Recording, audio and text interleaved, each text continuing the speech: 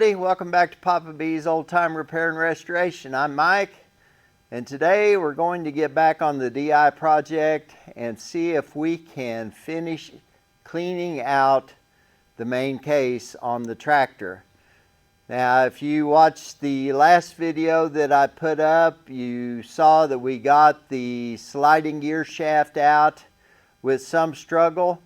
And we still have the differential, the drive chains, the sprockets, the rear axle housings, and a few assorted pieces left to go. So we're going to try to attempt to get that done in this video. You may have noticed in my last video that I said I was going to try to do videos in a more timely manner. But how many of you know that life happens? And the month of February wasn't the greatest for me and the rest of my family. First thing, I got the flu.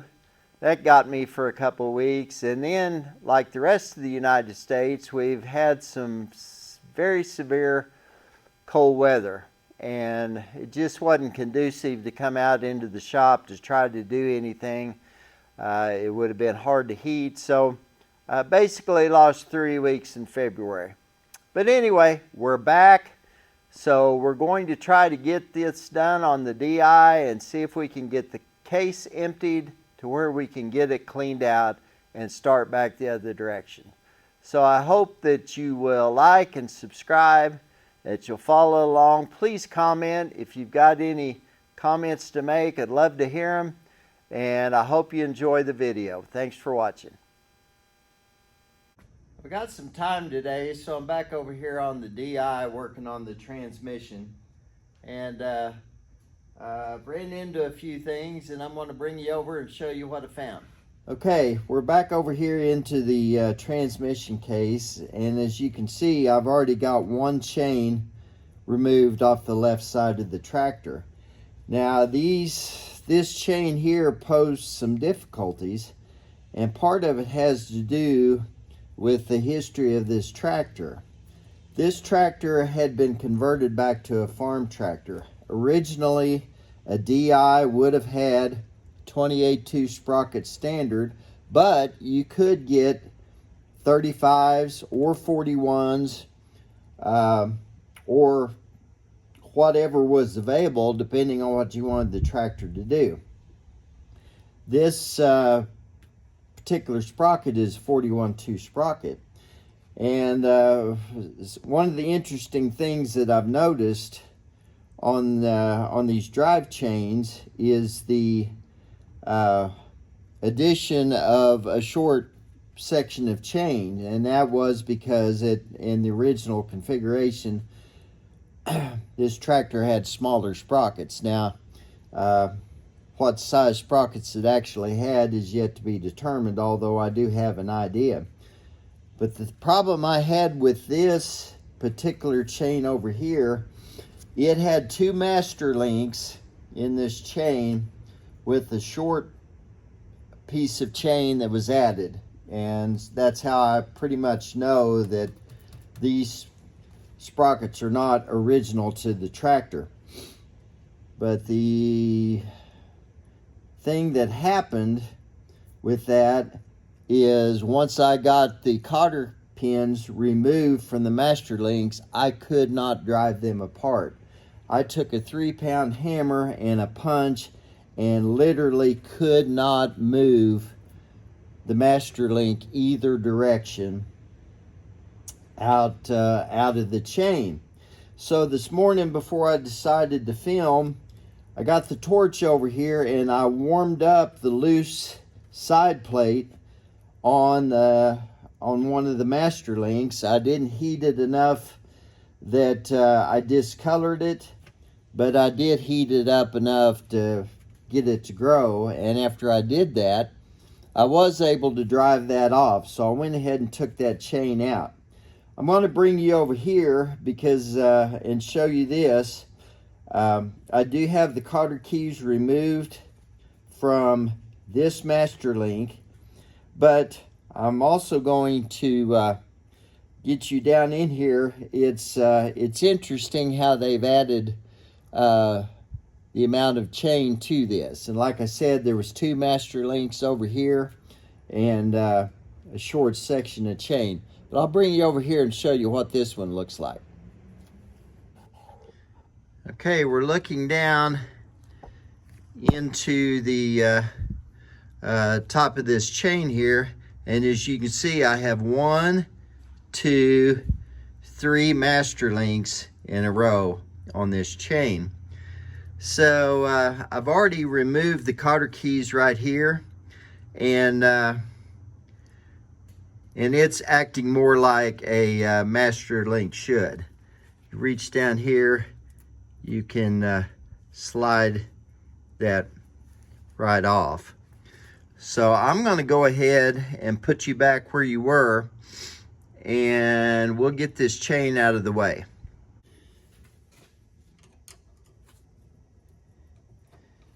All right.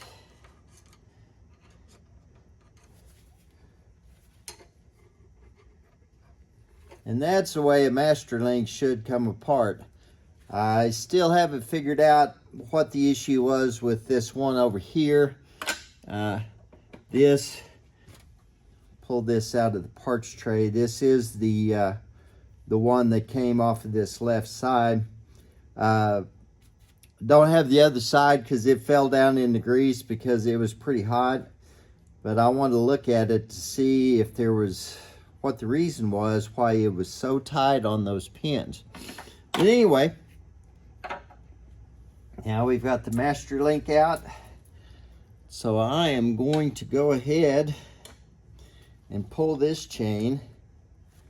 Go ahead and put this master back together with the one that it had. And again, the bottom of this crankcase is still full of some pretty thick, nasty grease. So this chain is going to come out, and it's going to get pretty filthy here toward the end. As you can see right there, that is what I'm dealing with at the bottom of this crankcase. So I'm going to take this over, lay it in the pan. One other thing that I did find in this is on these axle bearings, you set the preload of the axle bearings by adjusting these nuts on the end of the sprockets. Sprockets go in and touch this inside bearing here, and that sets the preload of the axle bearings. Only the right axle had a cotter key in it. This nut right here, although the nut itself was still snug and still lined up with the cotter key hole, had no cotter key in it. So we dodged a bullet there. So anyway, I think the next thing I'm going to try to do is get this brake lining out, and we'll go from there.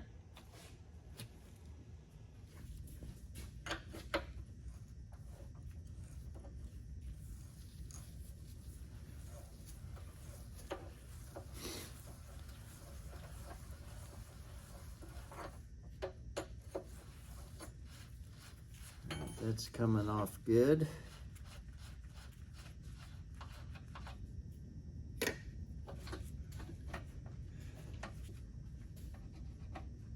I already had the loop part of this band slid off of this lever right here, so it was already loose.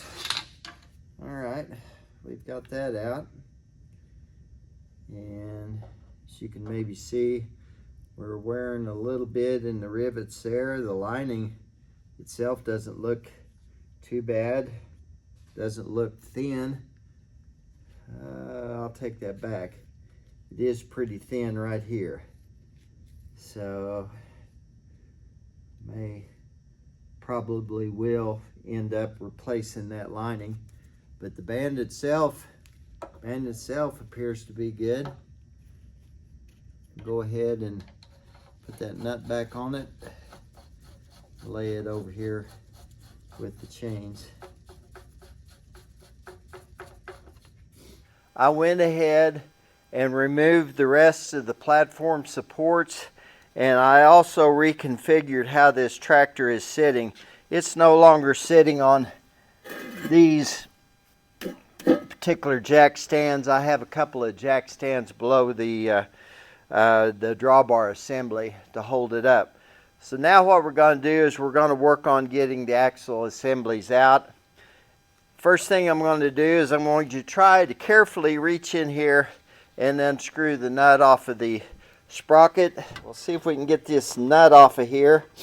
Then we'll loosen the axle supports, see if we can get this side off.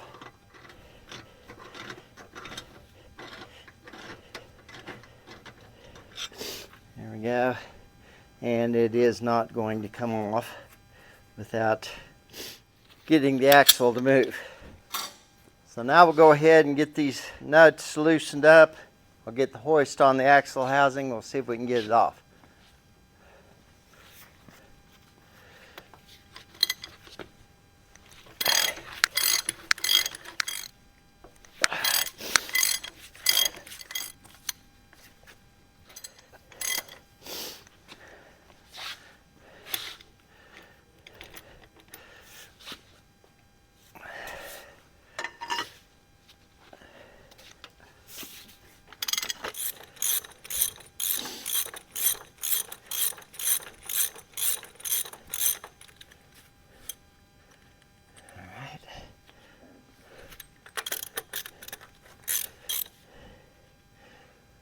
Little yellow paint on the nut.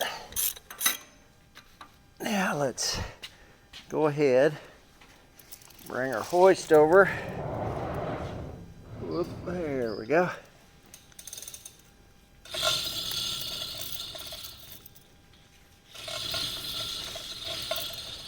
Slip this out. Put this up right around here. We'll choke it on. And we'll come right back up with it. Now my hoist is not sitting right straight above the axle, so I'm going to go ahead and not snug it entirely tight. I do still have the jack stand, the big stand underneath the axle housing, so we're yeah, it's loose.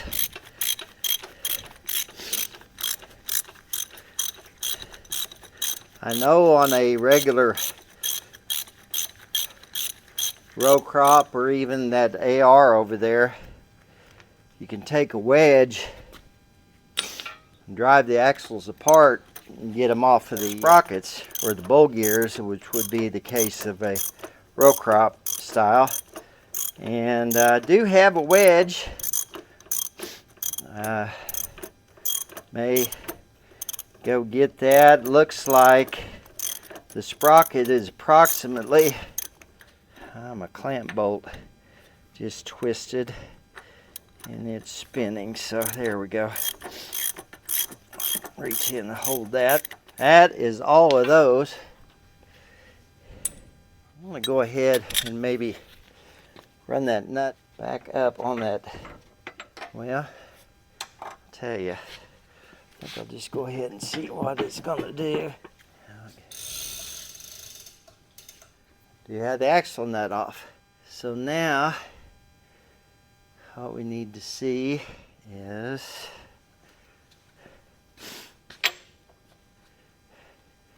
getting the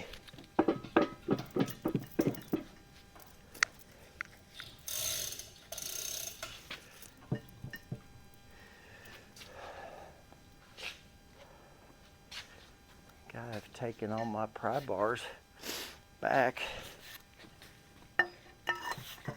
Oh yeah. Alright, sprocket's loose. That was extremely easy. Now,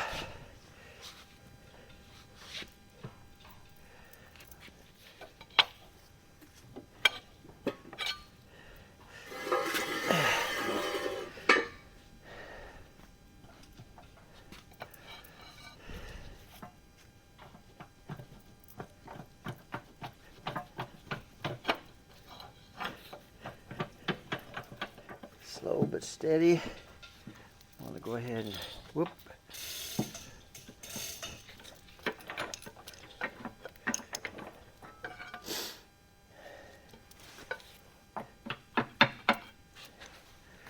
See.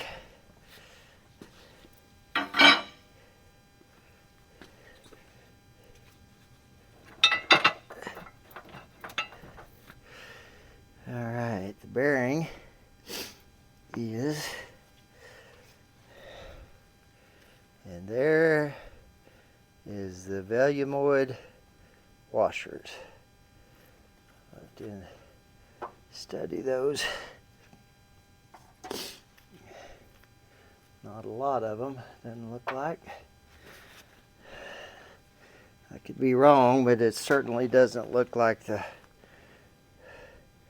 yeah, it could be 6 to 10 that they're talking about.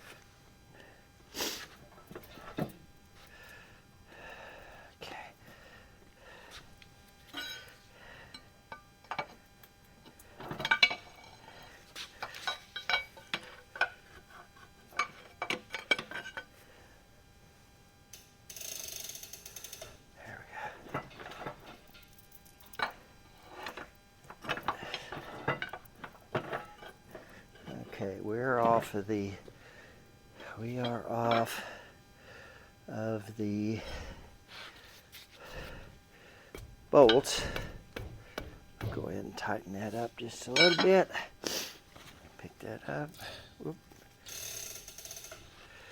And there we are.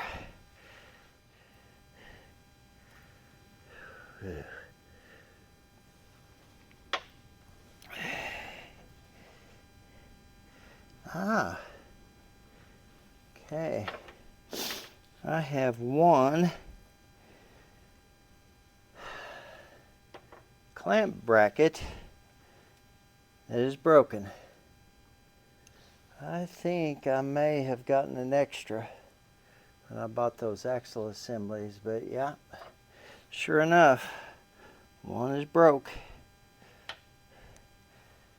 All right.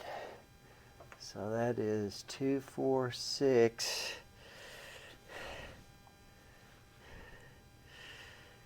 Let's see, how many do I have up here? 2, 4, 6, 7. Okay. Inner bearing.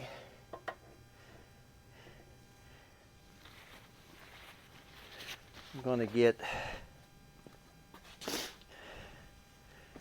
a tray to lay that sprocket out on, just to keep from making a mess on the floor. We'll see if I'm stout enough to do that. Yep.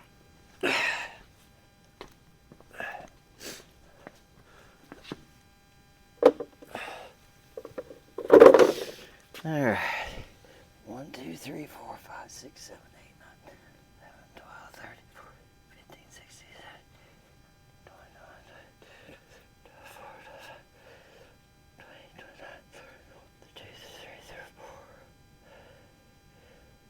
17, 35. Uh-huh. Now this is different than I thought. 1, 2, 3, 4, 5, 6, 7, 8, 9, 12, 13, 14, 15, 17, 18, 19, 20, 24, 25, 29, 30. Well, folks, I was 100% wrong. Tractor has got 35 tooth sprockets in it. So now I am thinking that it had 28 originally. Here we go. Ugh, my. What to do with that? Let's set that over here on the chain. Get the rest of these out of here.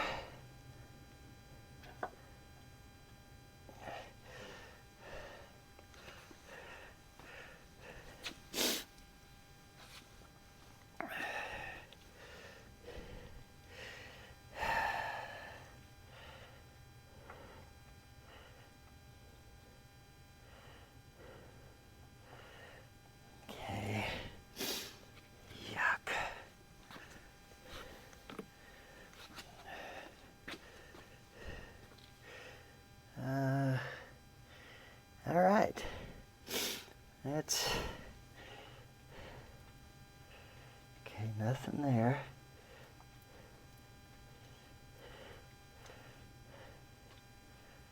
Oh, there we go.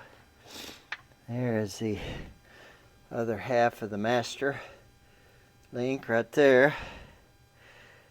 Okay, got that. Okay.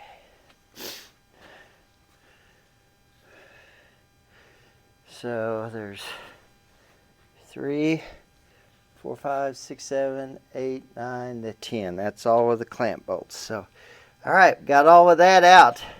I'm gonna go ahead and get started on the other side, and you've seen it done, so there's no need of boring you with the other side. But unless I have some issues, if I do, I'll bring you back.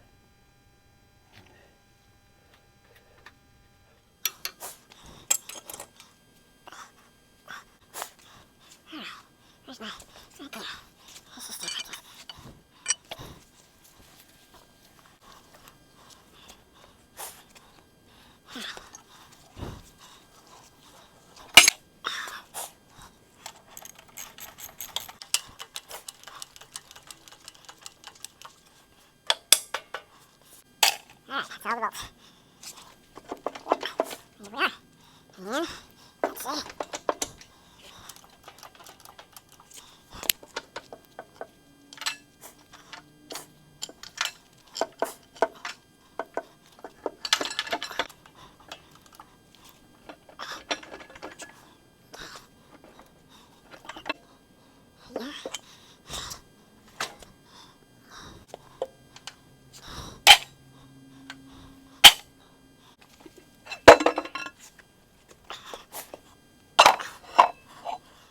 Looks like I need to get a chain or something around that. In fact,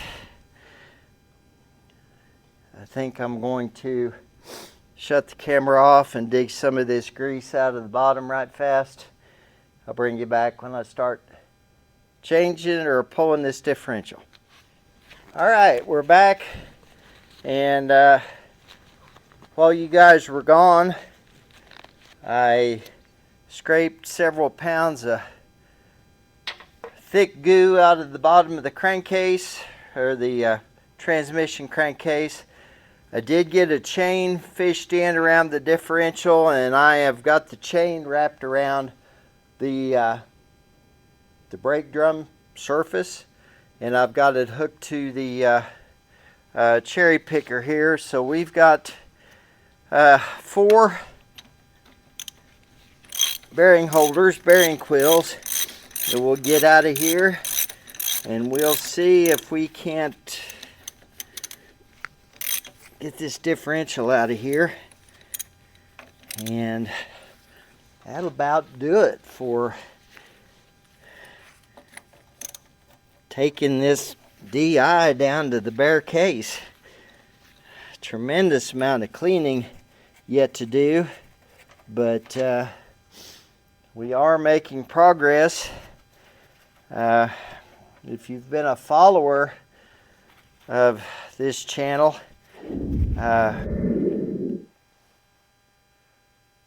oops. Well, guys, it looks different, doesn't it? I hate to say it, but I once again had some technical difficulties, and the storage in my camera filled up, and while I was busy working away struggling with the differential, the camera shut off. And to be honest, guys, you really missed it, because if you thought I struggled with the crankshaft, the differential was just as bad. But anyway, as you can see, there is no cherry picker, and it looks like we have an empty case. So I'm going to bring you over here and show you the end result.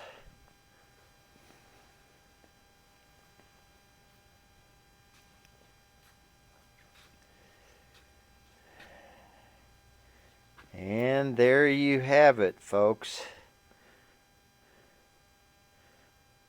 Still a good amount of sludge in the bottom, but I've even got the reverse idler out. So the case is empty. So, okay, I'm going to bring you around and I'm going to show you the parts.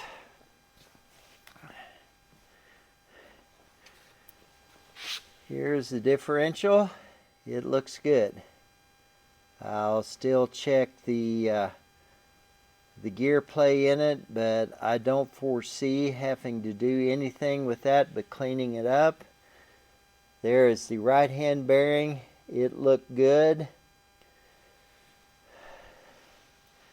And I know earlier in the video I was talking about 41 tooth sprockets. Well guys, I was wrong about that too. That is a set of 35 tooth sprockets. So I believe that as is correct for a DI, I believe it did have 28 tooth sprockets in it originally. Each one of the chains has had 4 links added. So I'll go back and I'll check the catalog and see what the difference is in the number of links between the 35 and the 28, and I'll check that out. But don't hold me to that it is, but it definitely had some smaller sprockets in there, which would have been 28s. So no, not 41s, but 35s. So we've got our axle clamp bolts in the bucket. We've got the drive chains laying there with the brake band. We've got the other axle housing and the other bearing there. So all we lack is getting the drawbar support off the case. I kind of tweaked my water valve rod. It looks like that it has rubbed in a spot or two. Probably try to redo that while we're at it. But there it is after a year. In fact, it was a year ago this month of March that we rolled the DI in for the first time. So that's it. It's nice to see it empty. And there you have it, folks. We've got an empty case on the DI, which was the goal for the video. I was really disappointed that the camera storage filled up and you missed all of the frustration that I had trying to get the differential up out of that case. I know you guys that work on tractors a lot have got to wonder sometimes what the engineers were thinking when they designed something. But it wasn't only that. I've been having some trouble with my cherry picker and thought I had it fixed, and I had the differential picked up about halfway out of the case when I lost the lift on the cherry picker. So I was kind of stuck between a rock and a hard place. Finally got the cylinder bled enough again that I was able to get it up out of the case and out onto the floor. So you really would have enjoyed it, but unfortunately you didn't get to see it. But I'm telling you folks, the struggle bus is real sometimes. So with that, we accomplished our goal. So I'm going to say so long from Papa B's Old Time Repair and Restoration. If you've got any suggestions or any comments, about my videos, please feel free to share in the comments below. I'd love to hear what you've got to say. Appreciate y'all liking, subscribing, and with that, that's it. We'll see you next time.